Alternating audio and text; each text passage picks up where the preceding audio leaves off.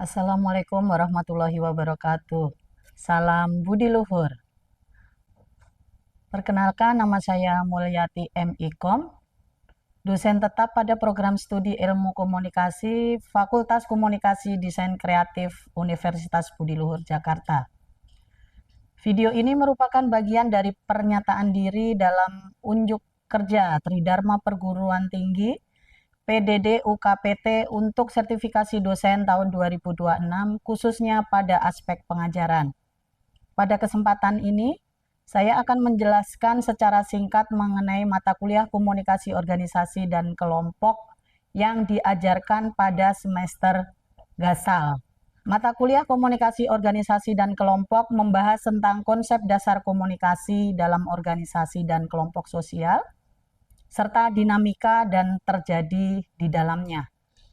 Mahasiswa akan mempelajari fenomena organisasi dalam masyarakat, struktur komunikasi dalam organisasi, dan pengaruh komunikasi formal serta non-formal. Selain itu, mata kuliah ini membahas budaya organisasi, manajemen konflik dan stres, serta teori-teori komunikasi organisasi yang dapat diterapkan dalam praktik. Bagaimana mengelola kelompok secara efektif, menganalisis kepemimpinan, dan memahami perubahan individu dalam konteks organisasi, sehingga mahasiswa mampu mengaplikasikan teori-teori komunikasi organisasi dalam situasi nyata dan meningkatkan keterampilan komunikasi dalam berbagai konteks organisasi. Adapun CPL dari mata kuliah komunikasi organisasi dan kelompok, mata kuliah ini mendukung 13 capaian pembelajaran program studi, diantaranya 1. Menunjukkan sikap berketuhanan, disiplin, kreatif, berjiwa kewirausahaan, jujur, unggul, dan kebudiluhuran dalam melaksanakan pekerjaan bidang keahliannya. Kedua, berperan sebagai warga negara yang memiliki kepekaan sosial, rasa nasionalisme dan bertanggung jawab pada negara, bangsa, dan profesi, serta rasa menghargai keanekaragaman budaya dan agama. Ketiga, mampu menciptakan karya kreatif dan etis dalam mengembangkan inovasi di bidang komunikasi.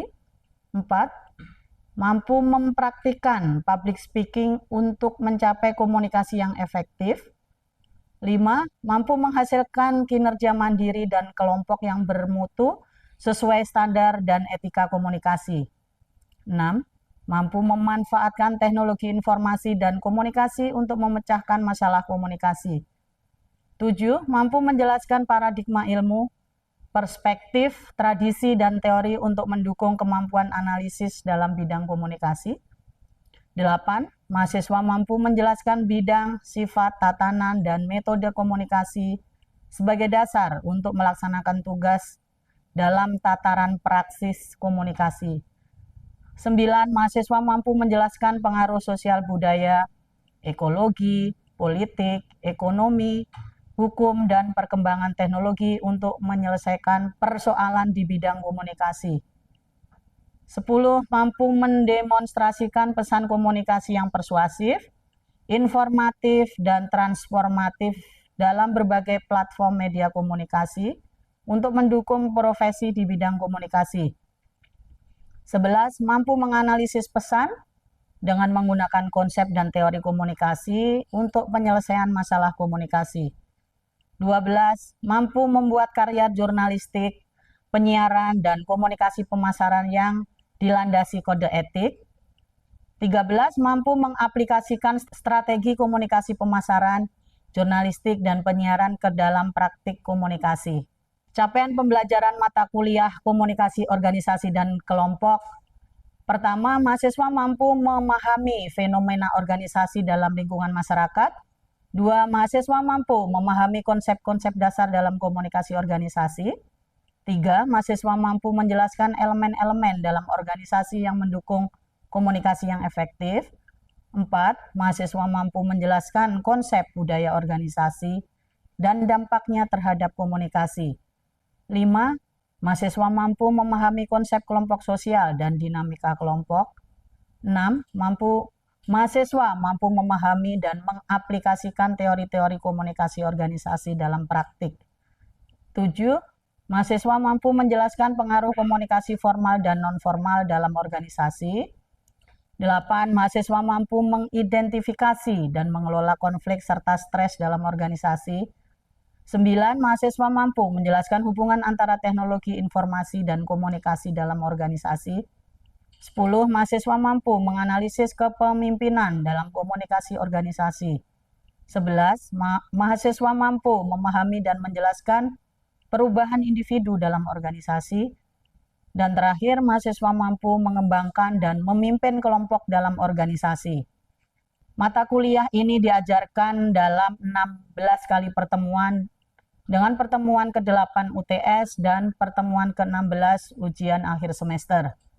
Adapun bobot penilaian yang diberikan pada mata kuliah ini sebesar 30% dari nilai tugas, 30% untuk UTS, dan 40% dari nilai UAS, dan presensi tidak boleh kurang dari 80%.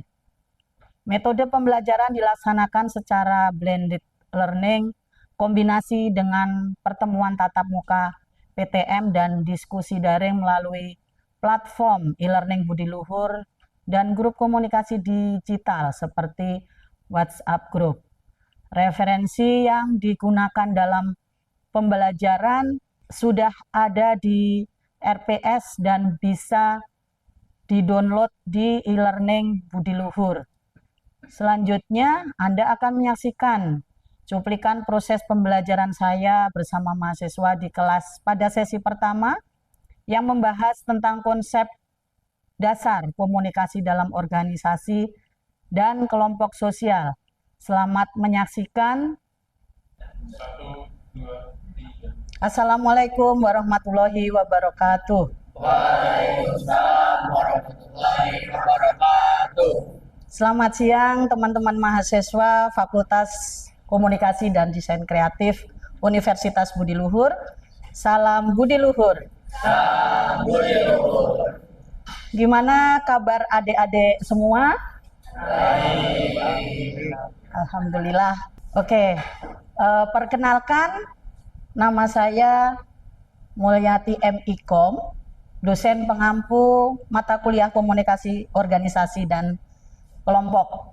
Apa yang adik-adik pahami terkait dengan komunikasi?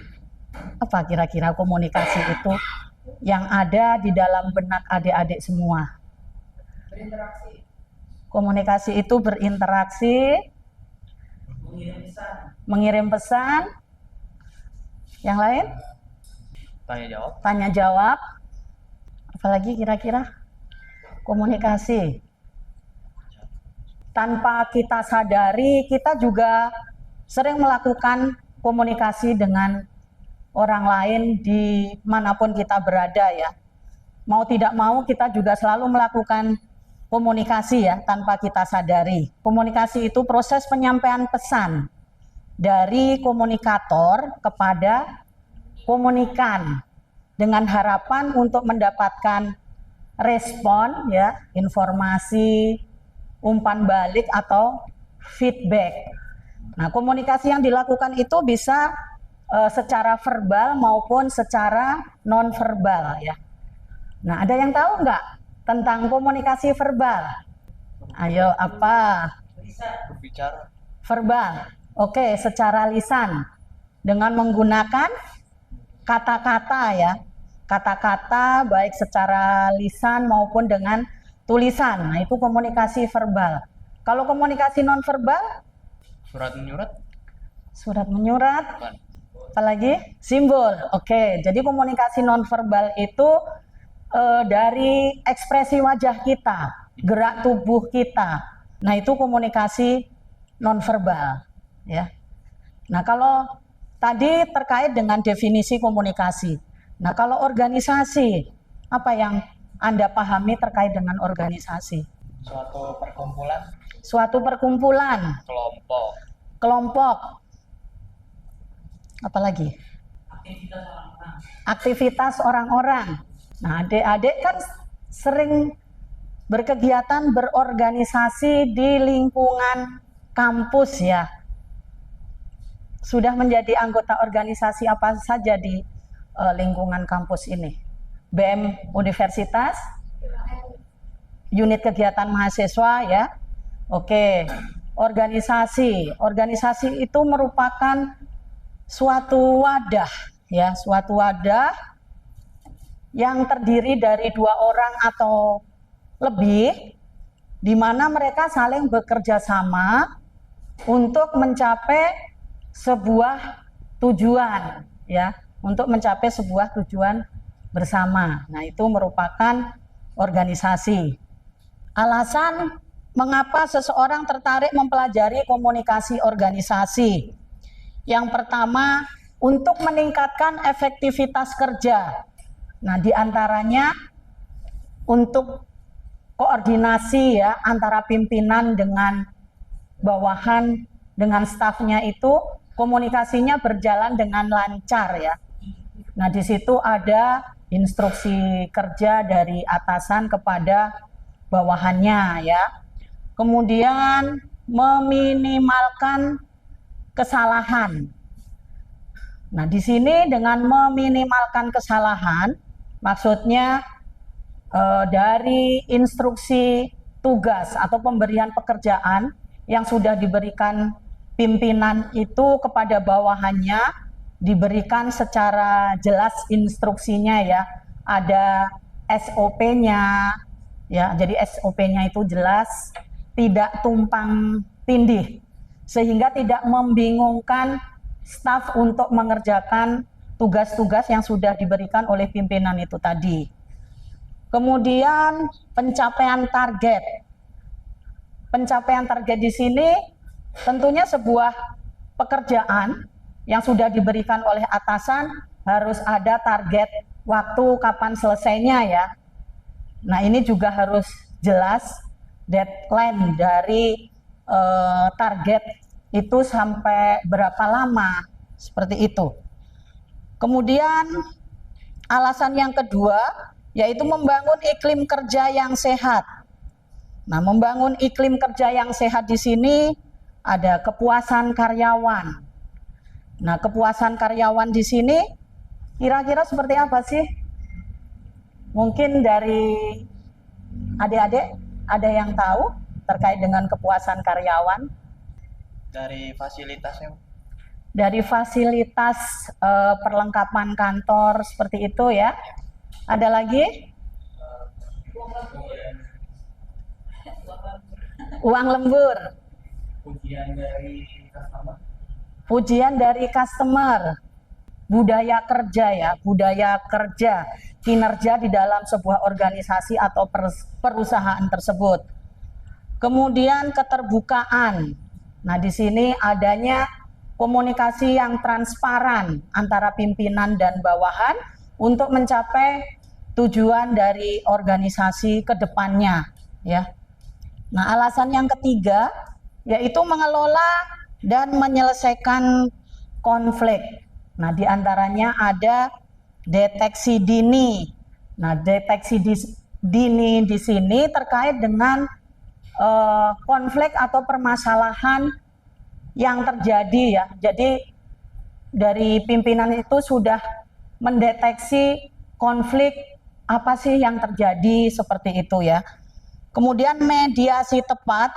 Nah, tentunya di sini dibutuhkan sebuah rapat ya, sebuah rapat untuk mencari permasalahan-permasalahan yang sudah terjadi dan penyelesaiannya seperti apa ini. Memperoleh solusi kesepakatan apa yang terbaik untuk mengatasi konflik yang terjadi ya. Kemudian alasan yang keempat yaitu mendukung kepemimpinan yang kuat. Di antaranya ada pengaruh positif dan delegasi jelas. Nah, ada delegasi jelas, kembali lagi ke instruksi kerja yang jelas ya, sesuai dengan tupoksi tugasnya, sesuai dengan SOP-nya. Kemudian yang kelima, menghadapi perubahan organisasi. Di antaranya adaptasi cepat dan kurangi resistensi. Kemudian yang 6. Menjaga citra publik, yaitu reputasi. Di antaranya ada hubungan eksternal dan konsistensi merek. Nah, terkait dengan hubungan eksternal, bagaimana sih hubungan eksternal di sini? Hubungan kerjasama suatu PT dengan PT yang lain. Hubungan kerjasama antara satu PT dengan PT yang lain. Hubungan dengan pihak eksternal di sini tentunya kita mempunyai stakeholder ya. Dalam sebuah organisasi itu ada stakeholder internal maupun stakeholder eksternal. Beberapa definisi komunikasi, nah menurut pendapat ahli yaitu Bapak Arni Muhammad, komunikasi adalah pertukaran pesan verbal maupun nonverbal ya antara si pengirim dan si penerima pesan untuk mengubah tingkah laku. Komponen-komponen apa saja sih yang harus ada selama proses komunikasi itu berlangsung? Mungkin adik-adik tahu? Komponen-komponen komunikasi yang harus ada selama proses komunikasi itu berlangsung, ada komunikator, kemudian ada komunikan, ada pesan, kemudian ada saluran atau media yang digunakan untuk menyampaikan sebuah pesan itu tadi. Kemudian ada feedback ya, seperti apa sih setelah komunikator mengirimkan pesan kepada komunikannya, feedbacknya seperti apa, umpan baliknya seperti apa, ada perubahan atau tidak ya. Sampai di sini ada yang mau ditanyakan? Sudah jelas? Baik, kita lanjut kembali ya. Oke, kemudian ada model komunikasi. Nah, ini model Laswell ya. Di sini ada 5 pertanyaan, yaitu who, siapa? Who itu siapa orang yang mengambil inisiatif untuk menyampaikan pesan ya atau informasi. Kemudian ada says what, apa yang akan dikatakan, isi komunikasi atau pesan yang disampaikan dalam proses komunikasi tersebut. Kemudian in which channel, saluran atau media yang akan dilalui oleh pesan ya. Kemudian to whom, siapa yang menjadi audiens atau penerima dari komunikasi itu. Kemudian with what effect, apa efeknya dari komunikasi tersebut, mempunyai dampak apa tidak setelah diberikan informasi atau pesan dari komunikator itu tadi. Kemudian ada model Scrum ya. Di sini ada sebuah bulatan ya.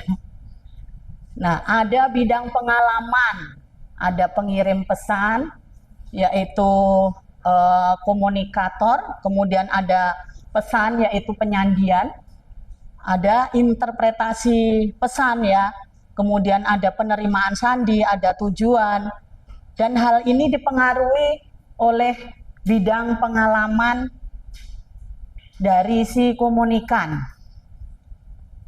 Pada model kedua ini, memperlihatkan pentingnya peranan pengalaman dalam proses komunikasi. Nah, bidang pengalaman akan menentukan apakah pesan yang dikirimkan diterima oleh si penerima sesuai dengan apa yang dimaksudkan oleh si pengirim pesan. Jadi tidak ada kesamaan dalam bidang pengalaman. Bahasa yang sama, latar belakang yang sama, kebudayaan yang sama, maka sedikit kemungkinan pesan yang diterima diinterpretasikan dengan benar. Kemudian komunikasi bersifat interaksi dan transaksi, ya.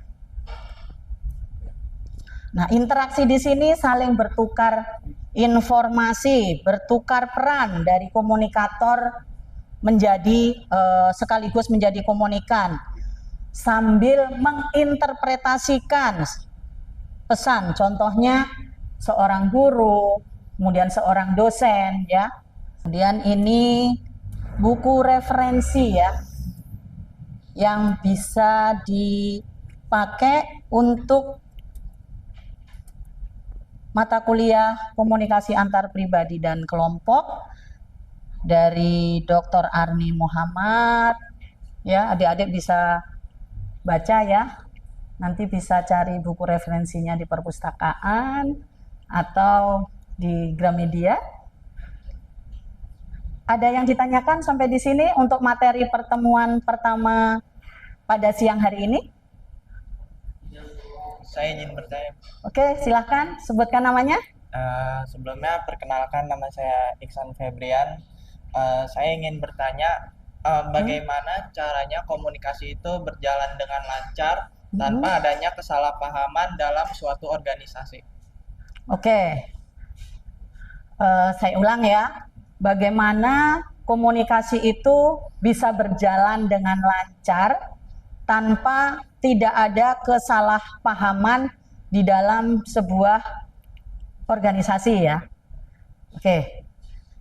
Tentunya yang pertama harus ada keterbukaan komunikasi ya antara komunikator dengan komunikan, atau keterbukaan komunikasi antara pimpinan dengan bawahannya ya, supaya komunikasi itu efektif ya. Keterbukaan komunikasi, kemudian transparan, harus jelas, kemudian runut ya, dan tidak membingungkan. Jadi komunikasi yang efektif ya, keterbukaan, sikap mendukung ya, memiliki rasa empati dan simpati. Nah itu ya. Ada tambahan? Sudah. Ada yang lain? Cukup. Baik, kalau begitu kita akhiri pertemuan pertama pada siang hari ini ya. Kita bertemu lagi pada minggu depan ya. Selamat siang semuanya. Terima kasih. Salam budi luhur. Salam budi luhur. Baru saja Anda menyaksikan cuplikan proses pembelajaran saya pada sesi pertama, mata kuliah komunikasi organisasi dan kelompok yang berfokus pada topik konsep dasar komunikasi dalam organisasi dan kelompok sosial. Dalam sesi tersebut, mahasiswa diajak untuk memahami konsep dasar komunikasi dan organisasi. Saya berharap cuplikan pembelajaran tersebut dapat memberikan gambaran yang nyata mengenai pendekatan yang saya terapkan dalam kelas, yang tidak hanya berorientasi pada pemahaman teori, tetapi juga pada pengembangan kompetensi praktis dan kesiapan mahasiswa dalam menghadapi tantangan pada dunia kerja. Terima kasih saya sampaikan kepada Kemendikti-Saintek melalui Direktorat Jenderal Pendidikan Tinggi, LL Dikti Wilayah 3 Jakarta, serta seluruh tim sertifikasi dosen tahun 2026 atas kesempatan yang telah diberikan. Ucapan terima kasih juga saya sampaikan kepada pimpinan Universitas Budi Luhur, kolega dosen, serta semua mahasiswa yang telah berkontribusi dalam proses pembelajaran ini. Demikian yang dapat saya sampaikan. Semoga bermanfaat dan menjadi bagian dari upaya peningkatan kualitas sumber daya manusia yang unggul di Indonesia. Wassalamualaikum warahmatullahi wabarakatuh. Salam budi luhur.